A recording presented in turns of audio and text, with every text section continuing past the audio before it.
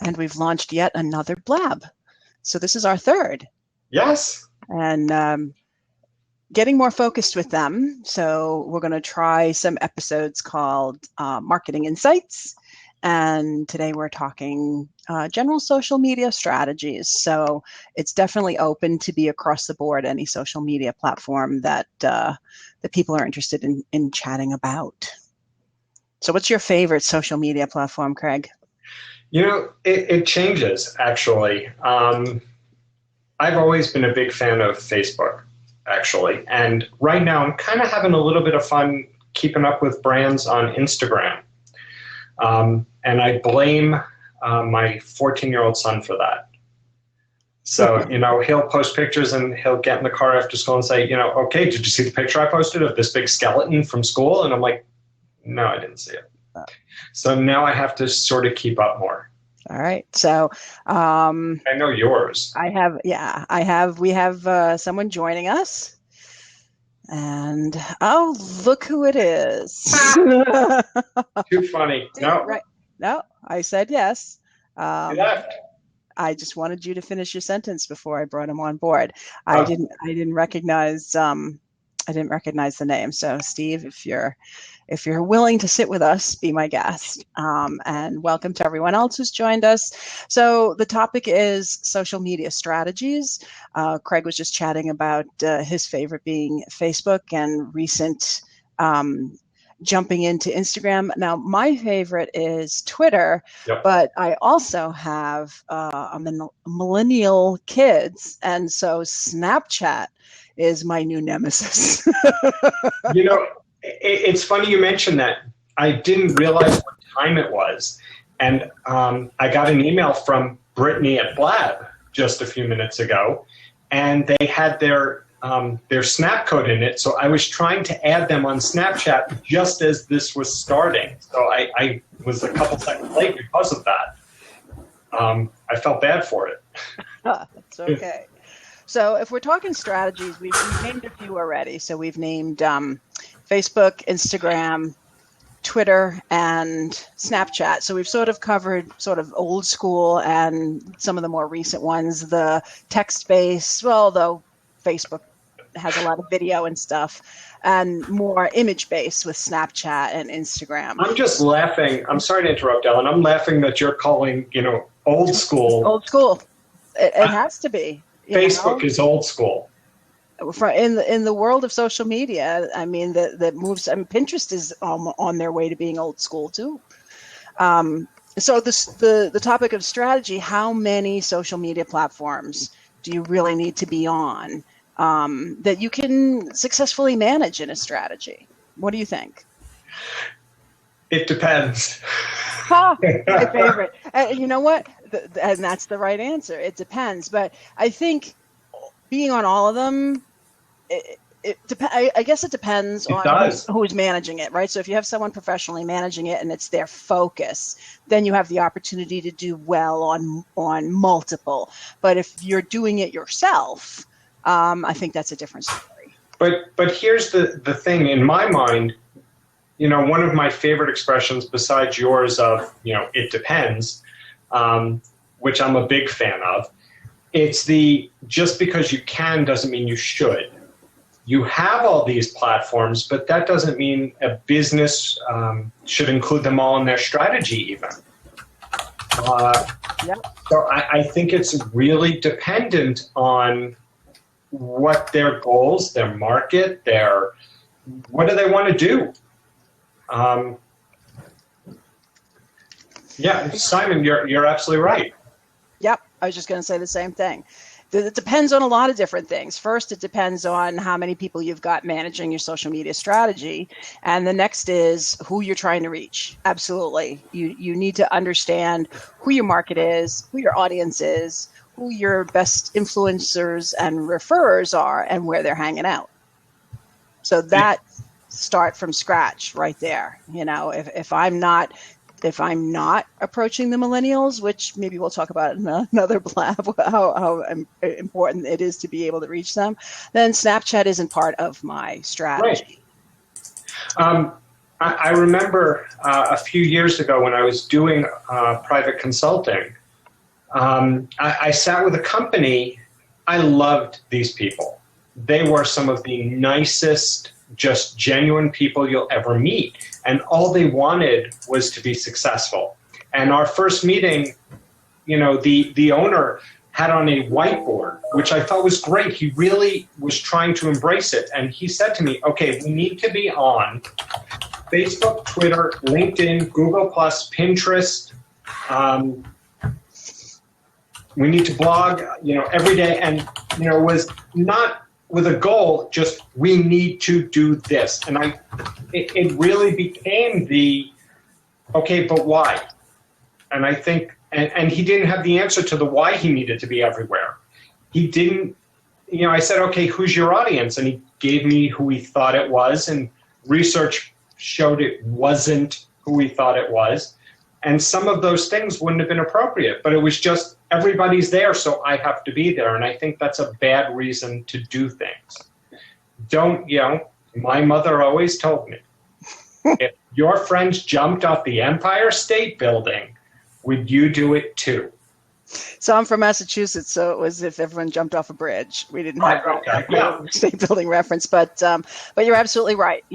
Because everyone else is there isn't enough of a strategy. So let's talk about some specific strategies. So if you've decided LinkedIn is the place for you, and I'd have to say the majority of people should make that decision. I really believe LinkedIn, if you're nowhere, is a great place to start. Because we're all professional, whether it's B2B or B2C, you want to have that reference available for people to find you. Absolutely. Besides having a good profile on LinkedIn, what other things can people do on LinkedIn as a strategy to best optimize it? Well, LinkedIn, it's a little bit different than the others. Although it is a social network, it's much more professional.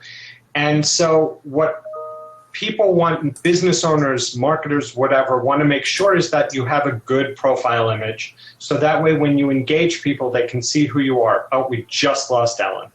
I'm still here. Somebody told me to refresh, so I did. Oh, no, not you. This is exciting. I have a voice. So we can hear someone, but we can't see you. Yeah. So, all righty then. I'm pushing the limits of my technology. Welcome, Steve. The voice from above. Yeah. No, that's not me. No? It's not from above. So, as I was saying, besides I can having hear you and see you now, but Great. I don't. But we can't see you, Steve. Yeah. How do I refresh the page? In your browser, Any idea? it depends on what browser you're using. I'm getting a note from Craig to refresh the page. Depends on your browser. I don't know. Close it down and come back in. Hey. We'll see you in a minute, Steve. All right. So, Hopefully. like I was saying, have that good image and engage in groups. Find groups of people in your target market. If it's marketing, advertising, shirt sales, it doesn't matter. Find that group of like-minded people and start to talk to people in these groups, but don't sell. People don't like to be sold to on LinkedIn. And in fact, one of my biggest pet peeves lately is these people looking for connections and then following up almost immediately when you accept with the, hey, why don't you check out my product? That's not going to work. So I'm not sure that's going to work anywhere. I mean, that's really not a social media strategy, is to do a hard sell. I don't think that should be the strategy anywhere. I agree. Yeah, it's just not going to work across all social media. I think the 80-20 rule for strategy on social media, 80% of the time it's communication, relationship building, yes.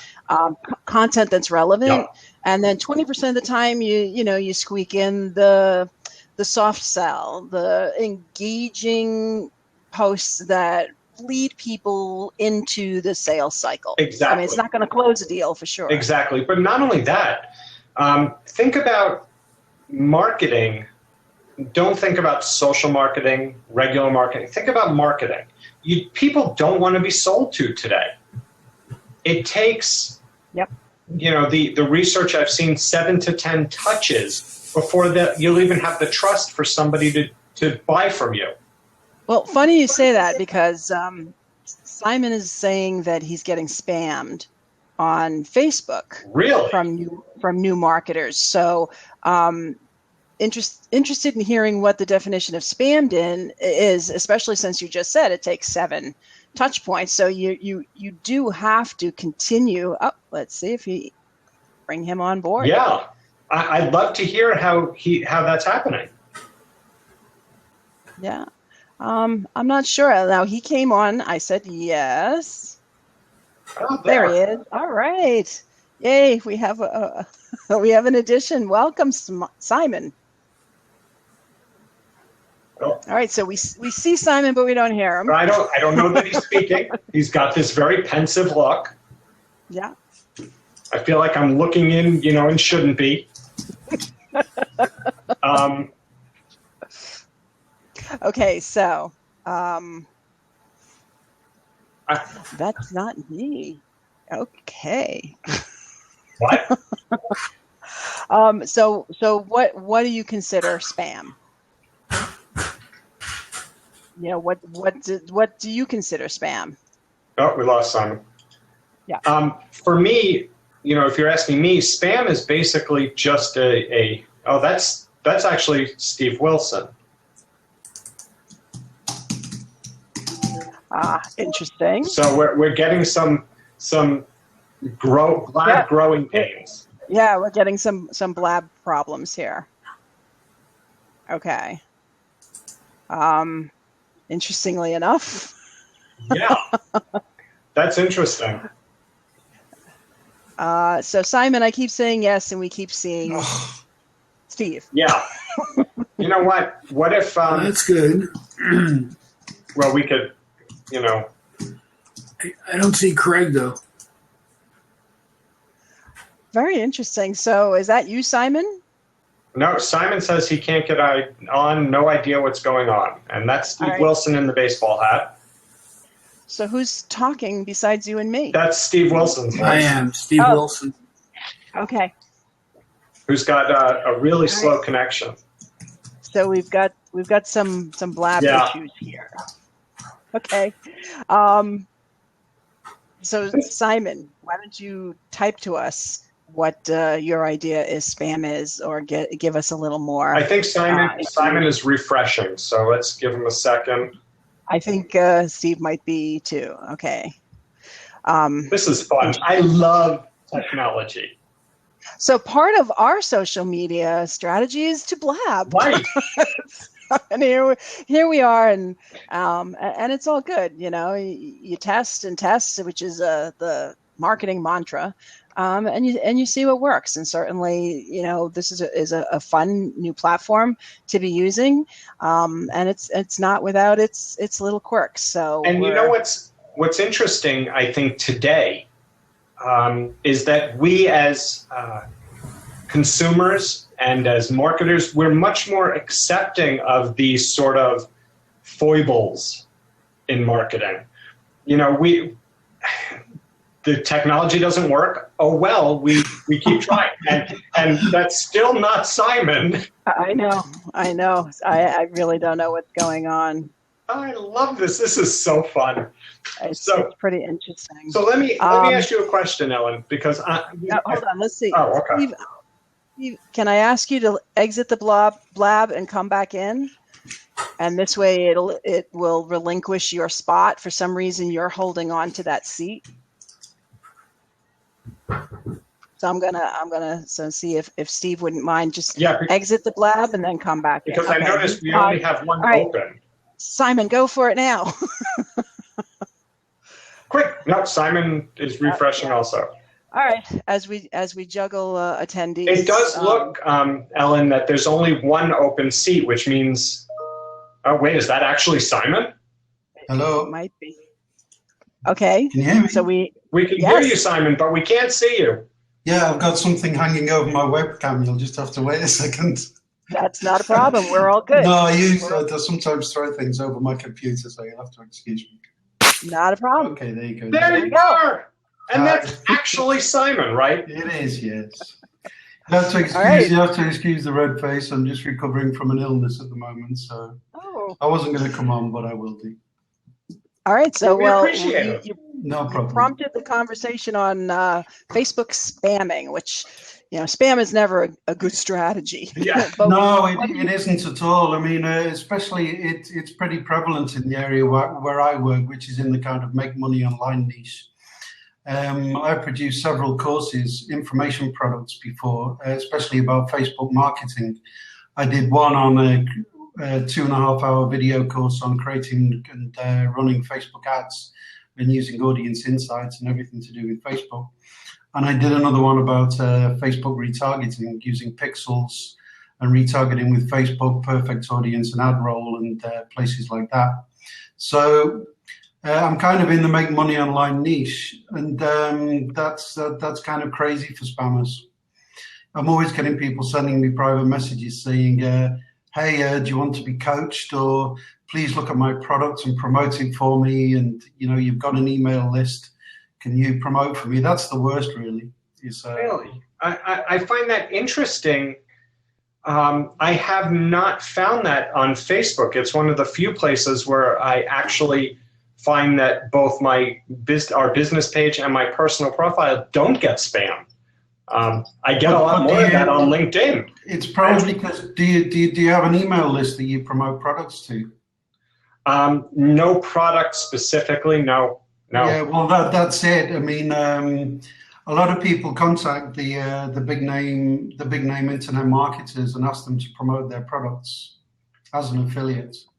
Wow. To kind of blast out a promotion to their email list. Sure. And that's what people are always asking me to do, because they know I've got an email list of customers, of buyers, which is the most important thing. And they all want their products blasting out to my buyers list. So that makes sense. But unfortunately, their approach isn't going to get them the opportunity they're looking for from you. 99 times out of 100, it definitely doesn't. No, it's a big turnoff, and it is for everyone else in the internet marketing niche. The best approach by far is to, if you've got a product launch coming out, say you've got a product launch coming out in November of this year, the best thing to do is start making friends with every internet marketer on Facebook that you can possibly find. Start making friends with them now. Comment on their posts, like their stuff, give valuable content, and get your name known. And it's only once you've got your name known that you can then approach the marketer and say, hey, I've been hanging around your timeline for a while. I just thought I'd let you know that I've got a product coming out next week. And I wonder that you don't ask them directly to promote. The best strategy would always be to say, I wonder if you wouldn't mind having a look at it for me. Right. And then if the product's good enough, the guy will say, yeah, okay, I might send out an affiliate promotion to my list for you. So we had a question in the text that said, do you consider a request spam? But it sounds like what you just said is over time, you can build up a relationship that will make that request more acceptable. Of course. It's the fact that they're requesting immediately is where it's sort of of course, it's the only way to do it. I mean, if you think about it, it's the way marketing and anything works anyway. Not just requesting people to promote your products. It's the whole basis of marketing. It's like you can't go out and get a new customer and then turn around to the customer 10 minutes after he's first heard of your product and say, yeah, buy it. You've got to do some work. You've got to build up relationships. You've got to make them like you. You've got to make them trust you. And you've got to provide some value and show, what you're talking about. And only then will a customer start thinking, oh yeah, well, maybe there's something here for me. It works in any business or customer vendor relationship. It's the same principle. Yeah.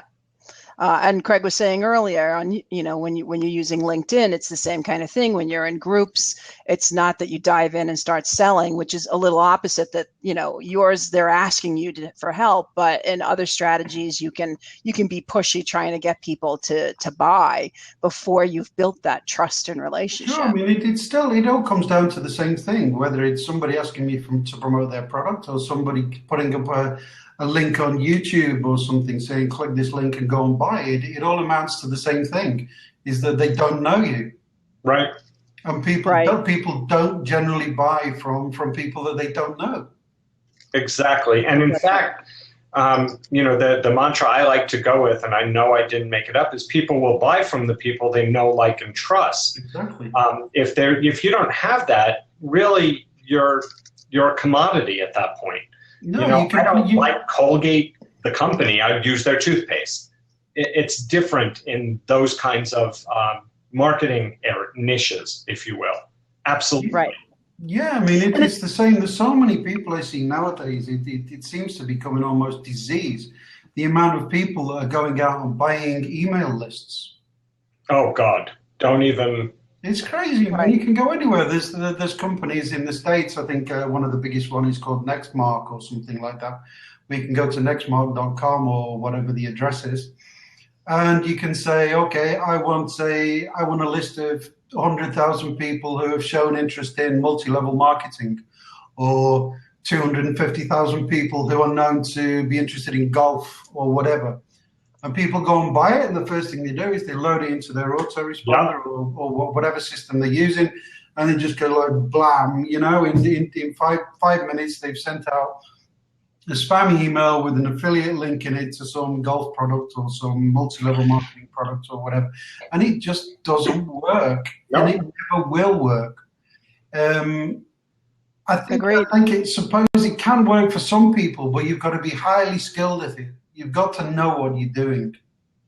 And most people who do these things, they haven't. I agree. And even if you have some level of return on investment on that kind of blast, which is my least favorite word, but in this case, it's exactly what's going on. Yeah. You're going to turn off way more people than you're going to acquire. Of course, And so it's I don't think there's some conversation going on the side. I don't think it's that people don't want to be contacted. I think it's just the way in which they're contacted. I don't want to be on the opposite end of an email from someone I've never heard of. I don't want to, and I've, how many times you get the connection request at LinkedIn, and then the next you say yes, and then the next communication is the hard sell. Mm-hmm.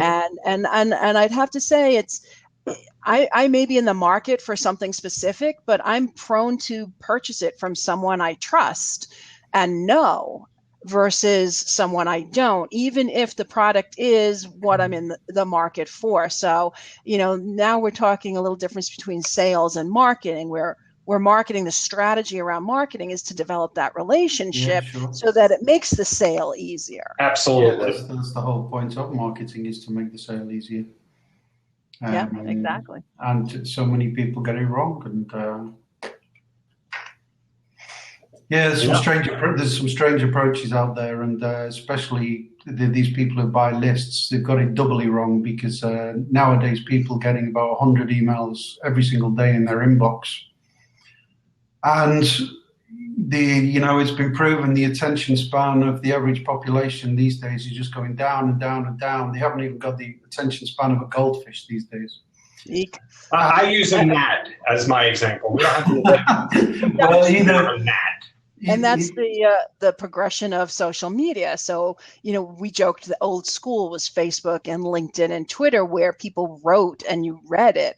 And now what's popular is the Instagram and Snapchat, where, it's the imagery. So it's a lesser of attention needed. But, Snapchat, I'm still trying to figure that out from a business sense. My daughter sent me a Snapchat of her new haircut, and I texted her back, and then I couldn't even show my husband because it was gone. So I'm still learning and figuring that out. But it's a combination of, just as you said, attention span. So the strategy has to be short, sweet, to the point, but it has to have value that resonates with the recipient also. So social media strategy, definitely has a depth to it that unless you truly understand, you might be missing out on. Yeah, I mean, I think the mistake also a lot of people make is that they try to be on every single social media platform there is. Agreed. It's just ridiculous. I mean, I'm virtually 90% Facebook, and I don't care. Because I know for a fact Google Plus is never going to do anything for me. Twitter kind of, maybe. Pinterest, kind of, but Pinterest, if you're going into Pinterest, it seems to be a more female audience,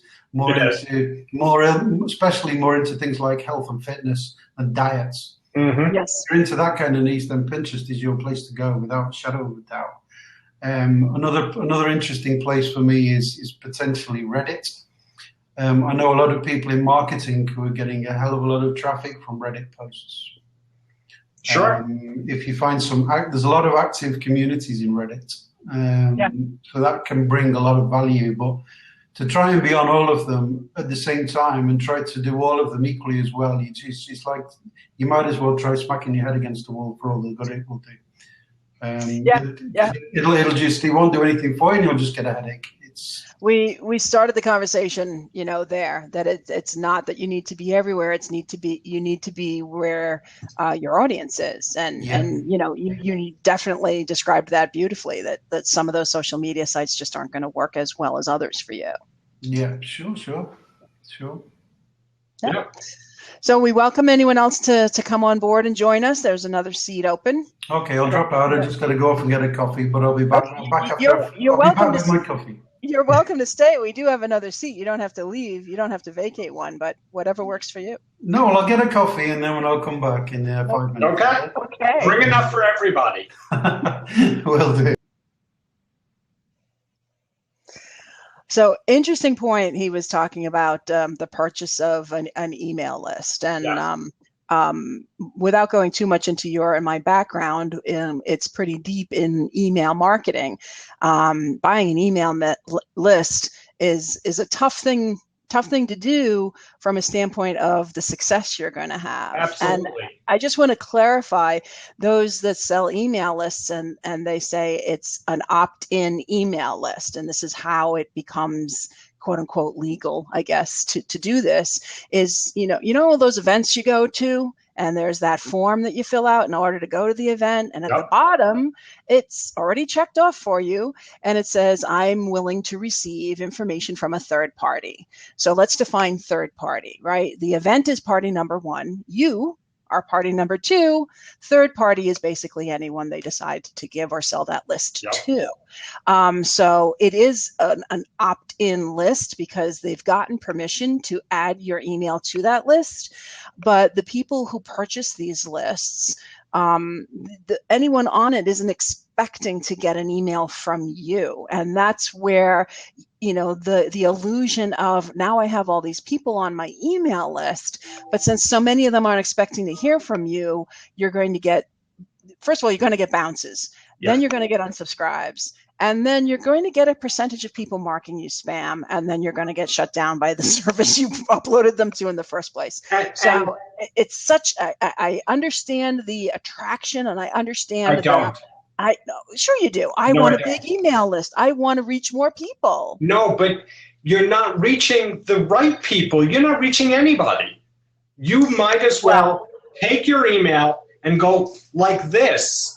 But it'll be more successful. That's the truth versus the attraction. See, that's what I'm saying. The attraction is I can reach more people, but the truth is you're not.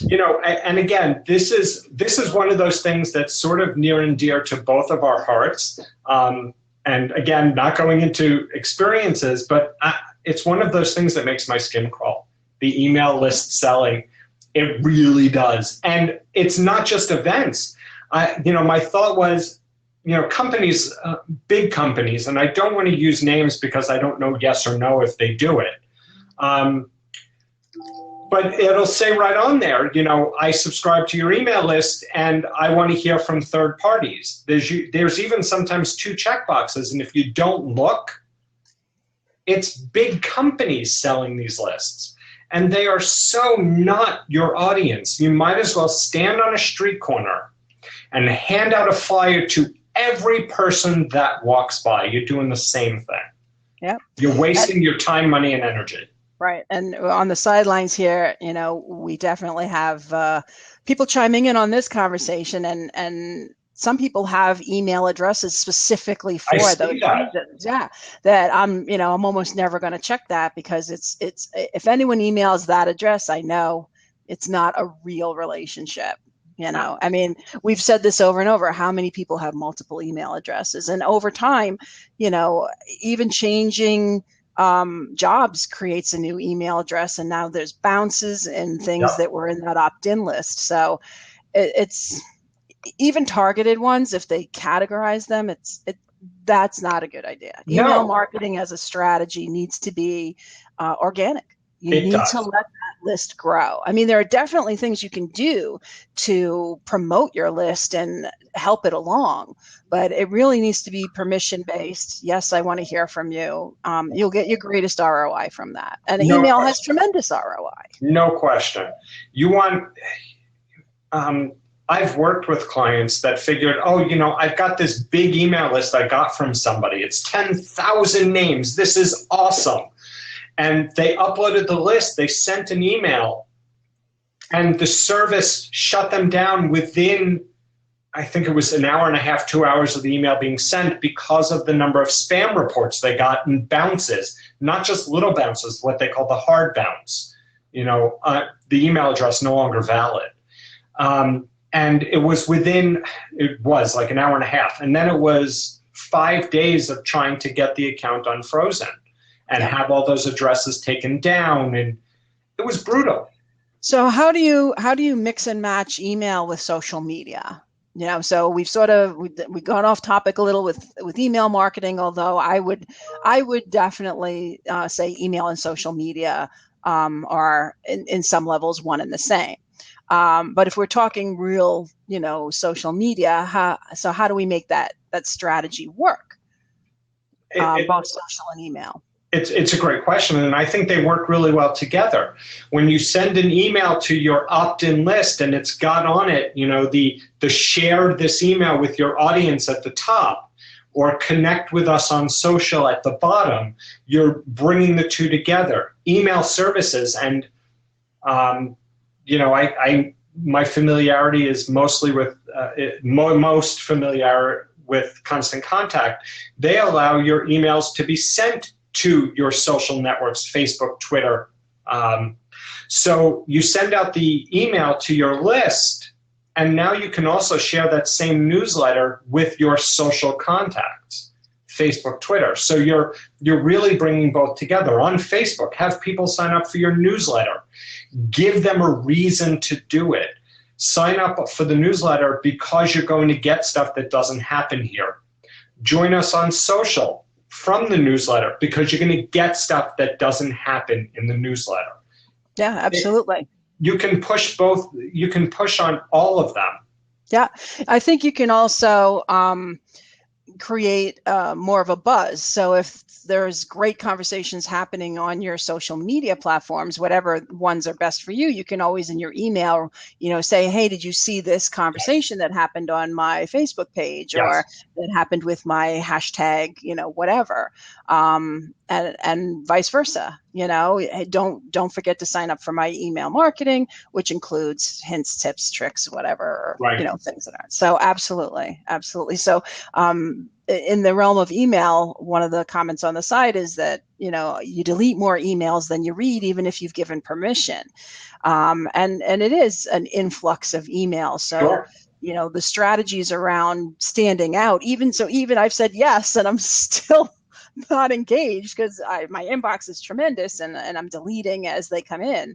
The strategy there, I think, is very similar to social media strategy, where it's short, sweet, to the point, and relevant. So you've gotten me to say yes. Make sure that you're responding quickly with something of value, and maybe even a quick email that talks about other social media platforms. Right. And then your subject line is key, and your content is relevant in your email in order to get people to continue opening. And that's not that far off from social media strategies, which, if not a subject line, but a short post, my favorite being Twitter, you are confined to a shorter post. So you either have to say it quickly, or you have to say it with enough engagement to get people to click. And that's, I think, where those relationships develop, and that's where the strategy really has to be, with attention spans and people deleting and all that. It's got to be short, sweet, to the point, and make me care. And then I start to be more engaged with you. But not only that, you had mentioned the length of a tweet. So we're really talking short, sweet, important headlines. But we need to tell people what's in it for them. Don't tell me what's in it for you as the business. What's in it for me? Is it, are you sending me an email that's going to make my life better? Is it going to save me money? What's in it for me? And we've talked about that with, in relation to the millennial audience. But I don't think it's millennial related. I think that's everyone. What's in it for me? Simon, where's mine?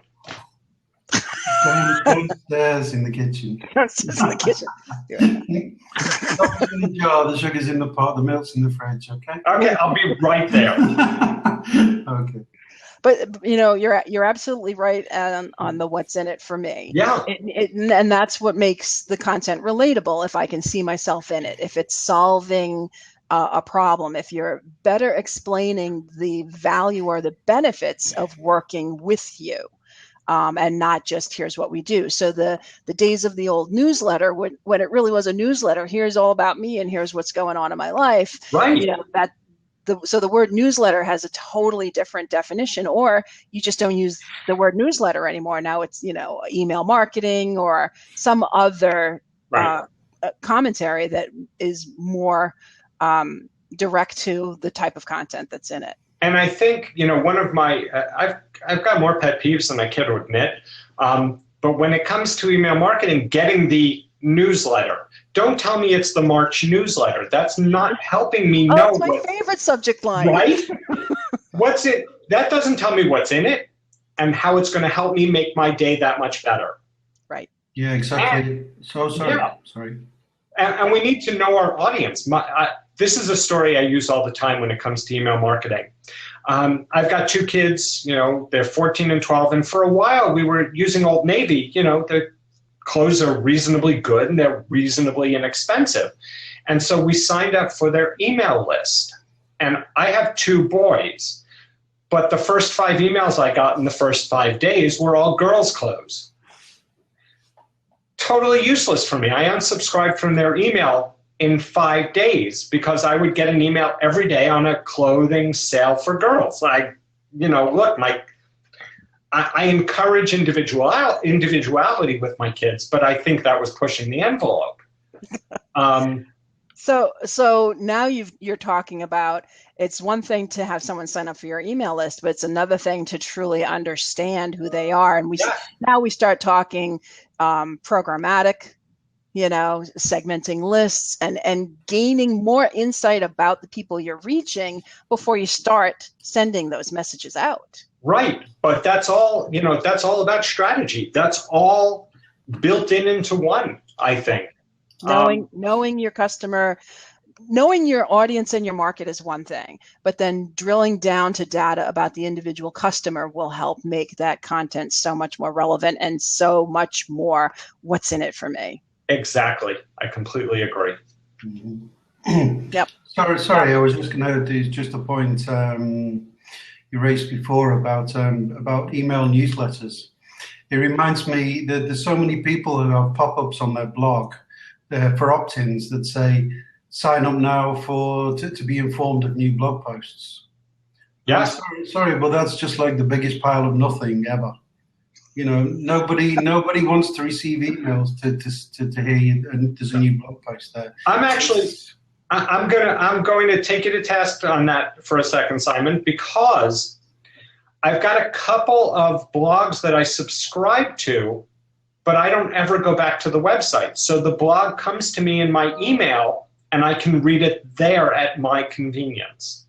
So now we don't do that within our website, Ellen and I, but I actually find it helpful for many websites. It saves me time. I get it right to my inbox, and if I'm sitting on the couch at 10 o'clock at night and that's when I want to read it, it's right there for me. So I actually think that that's a more useful tool than people may realize. Well, that's okay, but I think for the majority of people, it doesn't work as a tactic. Okay. I think you need to offer something. If you go to a blog about dieting, it's far better to say sign up now and I'll send you a book about superfoods and I'll give you a 7-day diet plan. You're going to get far more opt-ins going down that route than you are to say sign up for our newsletters and to be informed of new blog posts. So I'm going to interject here and ask a quick question. So you're talking about the same thing, but you're talking about two different things at the same time. Yes. So Craig, you decided to sign up for that blog because you were at the blog and you found it useful and said, hey, I'd like this in my email. Where Simon is saying, if all you're doing is pushing out links that say, hey, sign up for my email where I'll send you my blog, but they haven't won you over with their blog in the first place, is not going to be a worthwhile marketing strategy. I agree. Okay, for that I agree. Exactly, yeah. I couldn't have put it better. See, I'm listening. Yeah, she's good. Yeah, sorry, like I say, I'm a bit ill at the moment, so my brain isn't working. No problem. No. So the conversation you guys just had was interesting because now I'm going to ask you, do you consider blogging social media? Is that part of social media? I mean, we're talking marketing insights. We talked about, we titled it social media strategies, but we've also included email marketing. Now we're chatting about blogs. Is that one big umbrella? I think it's part of it. It isn't. I don't class it as social media, but I think it's part of it. You're never going to reach as many people as you can on Facebook. All you need to do is put out a decent post and get it shared. People share stuff on Facebook way more than they do share blog posts. I agree with that. It's even a hard job now to get people to click the Facebook and Twitter like boxes on your blog when somebody reads a post. They might read a post and say, oh, that's fairly interesting, but they won't go and then click the Facebook and the social sharing buttons. It's I don't know what it is. I think it's just the fact is they can't be bothered, whereas on Facebook it's easy. Takes you a second. And they're hanging out there anyway. They're hanging there anyway, yeah, exactly. And they can share a post on Facebook and they can write to their friends, hey, just came across this, blah, blah, blah, enter, and it's gone out to all the friends. So I think that's a better strategy. Is to include your blog posts in your Facebook timeline, or certainly an excerpt of them. So you can use Facebook to drive people to your blog. Yes. And also use your blog to drive people to your Facebook page. Right. Same as so everything's being cross promoted. Exactly. Marketing has to have cross channels, and each channel has to sort of nudge people that there are other channels that you can be found. I mean, it's almost like a golden rule of online marketing is the phrase "be everywhere." Be everywhere and drive people everywhere. You got a blog, send them to your Facebook page, send them to your Twitter page, send them to your Pinterest page. If you're on Pinterest, send them to Facebook, send them to your blog. Sure. Send them everywhere. Send them everywhere you are. Everywhere you are, exactly. Sure. Exactly. No question. So to a quick recap up to now. So social media strategies, understand your audience. You don't have to be on every social media platform. Email marketing is a great addition, as blogging is. And then make sure everywhere you are, you're cross-promoting to everywhere you are. The ones you've at least chosen to be. Exactly. I mean, there's plenty of people who don't promote anything on Facebook. but they use Facebook to drive people to their blog where they sell.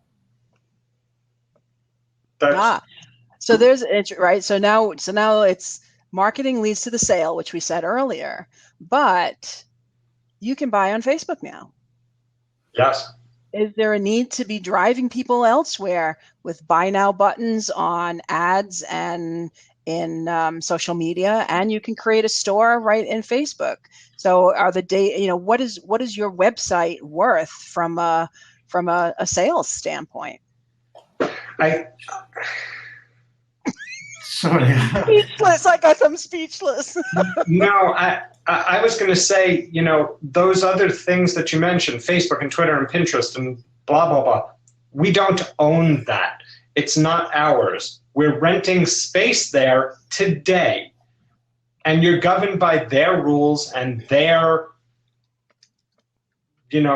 godlike view. And they could decide right now that you don't belong there anymore. And so now that reliance on Facebook has ended because they've cut you off.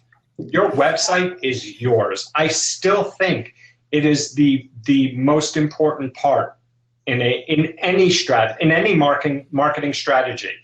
I agree with Simon. Send people everywhere, but in the end, they should be being sent to your home base, your website. It's my opinion, but I do think it's the website that's the be all and end all and should be. Exactly. I mean, another development within Facebook that most people don't even know yet is Facebook are actually, they're kind of like banning certain links that you put in posts. Like the two popular marketplaces for information marketing. One is called JVZoo, which I don't know if you know. JVZoo.com. No. Well, that's where most people go to sell their information products, and you can set it up. You can put the buy buttons on your page, and another one is called Warrior Plus, and you get a link that takes you to the product page, and Warrior Plus do all the serving of the. It's hard to explain. You basically set up your sales funnel in JVZoo and Warrior Plus. Okay, you know about sales funnels. Mm-hmm. Like if you have a front-end product, a one-time offer, an OTO2, downsells, upsells, blah, blah. Yep. You set all that up in JVZoo. And now Facebook has actually banned JVZoo links. Interesting. They've got wise to it. Yeah. Somebody was telling me the other day, the only way to get around it is if you're trying to plug a product in your post, you say, here is the link below.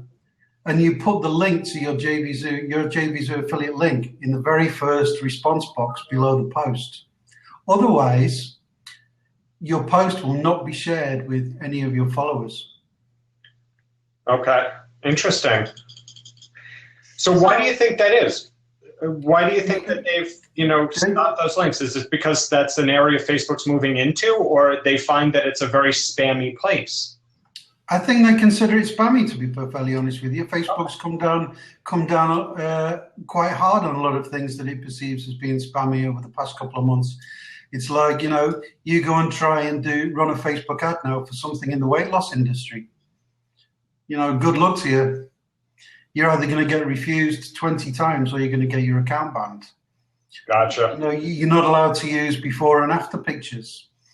If you're selling a fitness product, you're not allowed to show a picture of a man with muscles or a woman with a toned stomach because they perceive that as being, I don't know how to put it, like an unrealistic ideal. Plus, people don't realize that Facebook prohibits marketing on your personal profile. So they may also be cracking down on that because people in those industries aren't setting up business pages. They're using their personal profiles to sort of increase their business in that regard. So that may be part of it too. I think they also, it's been a plan of theirs for ages, is to push people more and more towards paying for ads. Yeah, could be. And that's why they don't like people plugging things on their own personal timeline, because Facebook doesn't make one single dime out of it. Yeah, but that was a rule before pages even existed, actually. That's not true. That was a rule that started right when Pages started, before they had the ads available. It was really something they separated out. They said, okay, this is for personal, this is for business, and sort of never the twain shall mix, I think was their thinking, although I have no idea. Sure, but people were still putting in affiliate links into their timeline posts, Yep. whether that's true or not. And I think they finally got sick of it and realized that they're losing potential revenue. Could be. Well, I think that's where it is, and that's why I was asking, with all the new features coming up with Facebook, how important are some of these other locations for your business online? So I agree that a website is important to have, but I'm not seeing it as the hub that it once was. It needs to be real estate you own, because social media platforms can go down tomorrow. Sure. And so if you're relying on that, absolutely, you have to own your own space. But, is it more of a backup because you are doing more business and you are getting more traffic and you are building your brands on all of these other channels, and eventually people can buy from you on these other channels. And if I'm, as you said earlier, Simon, I'm hanging out on Facebook, I'm more likely to read your blog post there than to go to your blog. So won't I eventually be more willing to buy on Facebook than actually go to your website? I'm not saying don't have one. I'm saying the importance of a website is shifting, and it's going to have a different priority to it. Well, I don't know. Maybe in some ways, but I don't know. It's very, very valuable to have a blog, because I've driven traffic to a certain page on my blog before, and people have ended up buying something that I recommended in a totally different post. So there's also that aspect of it. Okay, good. And that you can't do that on Facebook. Or not as easily. If you drive people to your blog and they think this is interesting, they'll start reading other posts. And if you're selling things in other posts, or you're pushing a coaching program on your blog, or it opens your world to them in one place. Good point. So the way I see that is now the website or the blog, or both, however you're defining them, there's more depth, there's more pages, there's places to travel to, where Facebook is very linear. It's one page and I can go up and down it, but I can't sort of go backwards and forwards like I can on a website. Exactly. You can grab opt-ins. Yep. You can put ads on your sidebar. You can put ads in your headers. You can use Google AdSense. There's tons of ways to monetize a blog. Sure. That makes it completely different from Facebook. That's true. You can make money on your blog just by pushing traffic there as well. Yep. And absolutely. And in ways that you may not have anticipated. Yeah, in some cases. So your social media strategies are bi-directional, right? So you're delivering content to your social media followers, likes, connections, whatever you want to call them, to gain their trust and their build a relationship. But at the same time, you sort of want to pull them into some of your other properties that can be more easily monetized. Exactly. Like I say, be everywhere and drag people everywhere. It's the best. Drag people everywhere. Drive people. Not drag them. No. You don't want to drag them. Drag them. As long as they go there, you're okay. As long as Get them there, you're okay. Get them there, make them happy, and you'll have more opportunity to bring marketing into sales and start that sales funnel, as you mentioned earlier. Exactly. Right. All right, so we've got about 6 minutes left, and we still have one seat open if anyone wants to jump in for a last bit of the conversation, or any questions. So we've talked about some of the more popular, I'll say, LinkedIn, Facebook, Twitter, Pinterest. Any thoughts on up and coming, or we chatted a little about Snapchat? I mean, what about video? I mean, we haven't even talked about video, and that's part of social media with Periscope and Meerkat and what we're doing right now. Oh, we've got a new attendee. Hold on. Let's see what David has to say about all this. Okay, I'll leave you now because I've got to go and pick up the kids in 5 minutes anyway. So nice speaking to you. Thanks for your contribution, Simon. No problem. Thanks, Simon. Take care. Bye. Good morning. All right. Good morning. Good morning. Just in the nick of time. I had to look at my clock. I'm assuming it's morning where you are, considering it's 7:55 here. So I figure it's morning everywhere else. It is. It's no, I had to jump in on 10:55. this one. You mentioned about video. I think video is about as good a tool as you can use, because the best part about video is you can write the most compelling blog. You can, put together the greatest Facebook post, the greatest LinkedIn post. But if you get the opportunity to be able to see what somebody looks like, their voice inflection, things such as that, that's where the connections are really made. I've been a professional speaker for 20 years. Every statistic you read says barely 20% of what you say is based on the words. It's based on your mannerisms. It's based on your examples, things such as that. So if people understand the importance of letting them see who you are, your genuineness, I know that's a word that's overused, but it's what it is. People have to be able to see who you really are.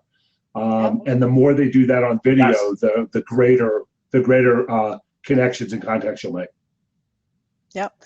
I know I have trouble getting sarcasm through in black and white text since a lot easier to be sarcastic and point out. No, I don't. Nice. But it's funny, David. I've actually encouraged doctors to put videos of themselves up on their website so that people can see them before they go.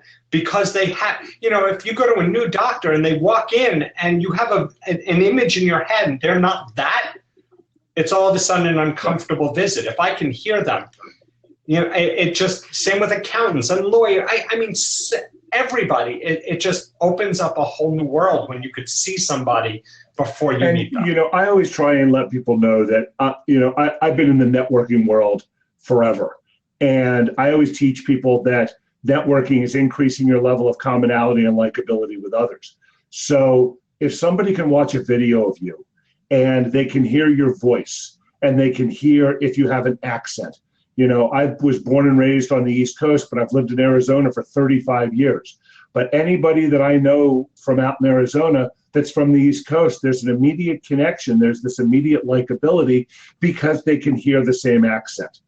And I don't think people embrace that. They think that, they have to know my intelligence. They have to know all the stuff I know. They have to know why I'm brilliant. They have to, there's all this, you're having to prove to people that you're worthy. Let them see who you are before they know what you do. And it's astonishing what it can do for you. I agree. Video can be very powerful in all forms of social media, because now you can post videos, right. Whether it's, we're talking on the side here, it can be raw like we're doing now, or it can be polished and professionally produced, as long as the true self comes through. It's a great tool, and I know we're having a blast, testing out Blab and doing these kinds of things. Well, let me ask the two of you, because I've had this conversation with a lot of people. What's your feeling on polished versus natural? Because I do a lot of I do a lot of stuff in my work. I do a lot of stuff socially, and I think there are times that it might need to be polished. But I also believe that if it's natural, people get to see who you really are. If you stumble across something, if you're not, if every word is just, perfectly, enunciated, stuff like that makes you human. What are your thoughts on that? Oh, I stumble over words all the time, even in my professional speaking. So you're getting real. Yeah. As polished as I am, you're still getting raw. And if you, I agree. And did you ever notice that if you say a mispronounced word with enough authority, people in the audience will go, "Oh yeah, that must be a word. Yeah, that's a word." So I'll leave you with this since we have 1 minute. I also grew up in New England, and I've been speaking for probably 20 years. And a couple years ago, I was presenting, and I was talking about social media. And I said, what is social media? Social is personal media. Let's talk about media. I said, I'm not Diane Sawyer. And I went, wait a minute, who's Diane Sawyer? It's Diane Sawyer's cousin. Right, exactly, and it's spelled Sawya. Right. There are no R's in my vocabulary. But that's the kind of thing that endears people to others. It does. It's those natural tendencies to screw up because we're human. I've made up words in presentations, and I'll tell people flat out, yeah, that's not a word. It's my word now. Go forth and use it. But, it endears, I think it connects. All righty, so we're at 11 o'clock, and Blab etiquette is that we end on time, and I think that's just general good etiquette to be respectful of people's time. So thank you all for joining us. The side conversations were great. The people who sat in with us were fantastic, and we're going to try to do this at least weekly. So there'll be some marketing insights happening next week as well, and the topic will be whatever we feel like that day, and hopefully everyone will join us and keep the conversation going. So thanks. It was great talking with you guys. Thanks for having me. Yeah, you too, David. Thanks, David. Have a good night.